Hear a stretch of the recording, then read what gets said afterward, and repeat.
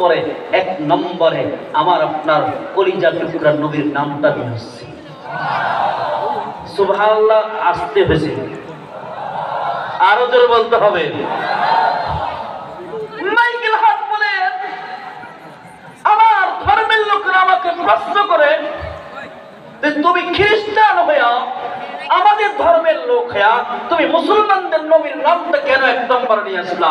Michael heart আবার জবাব দেন, শোনো, পৃথিবীর যত বড় বিজ্ঞানী আছে, পৃথিবীর যত বড় ইঞ্জিনিয়ার আছে, পৃথিবীর যত বড় ডাক্তার আছে, এমন 100 মনীষীর নাম নিয়ে আসছি। শোনো, এরা এদের জীবন পরিচালনা করে দেখি, এরা পৃথিবীর কোনো না কোনো শিক্ষাঙ্গনে লেখাপড়া করেছে, এরা পৃথিবীর কোনো না কোনো উস্তাদের কাছে লেখাপড়া করেছে, এরা পৃথিবীর কোনো না কোনো বিদ্যাপীঠে লেখাপড়া করেছে, কোন ইউনিভার্সিটিতে লেখাপড়া করেছে, কিন্তু মুহাম্মদের জীবন পরিচালনা করে দেখি, মুহাম্মদ পৃথিবীর কোনো শিক্ষাঙ্গনে লেখাপড়া করে নাই, পৃথিবীর কোনো বিদ্যাপীঠে লেখাপড়া করে নাই, পৃথিবীর কোনো উস্তাদের কাছে লেখাপড়া করে নাই।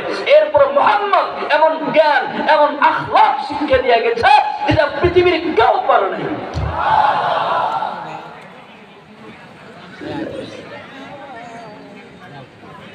এই জন্য আমি মাইকেল হার্ট চেষ্টা করেছি, বহু চেষ্টা করেছি তার নামটা নিচে আনার জন্য, আমি পারিনি।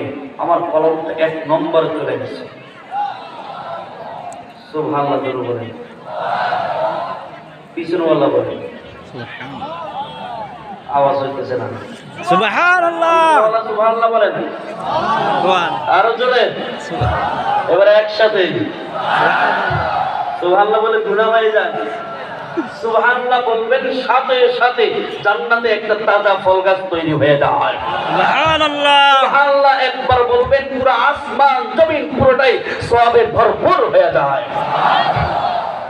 সুবহানাল্লাহ বলে গুনাহ হয়, কথা বলেন। নবীর কত দাম, নবীর কত সম্মান, আমার আপনার নবী।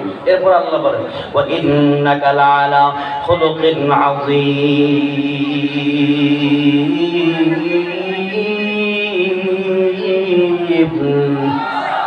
আরো জোরে বলেন, আল্লাহু আকবার। ওয়া ইন্নাকা লাআলা খুলুকিন আযীম।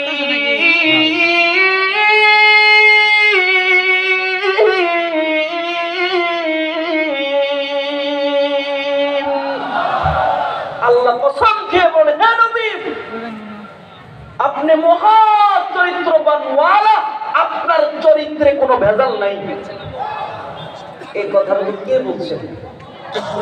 দুনিয়ার কোন প্রধানমন্ত্রী বলছেন? কে বলছেন বলেন না বাজান, জোরে, আরো জোরে বলেন না।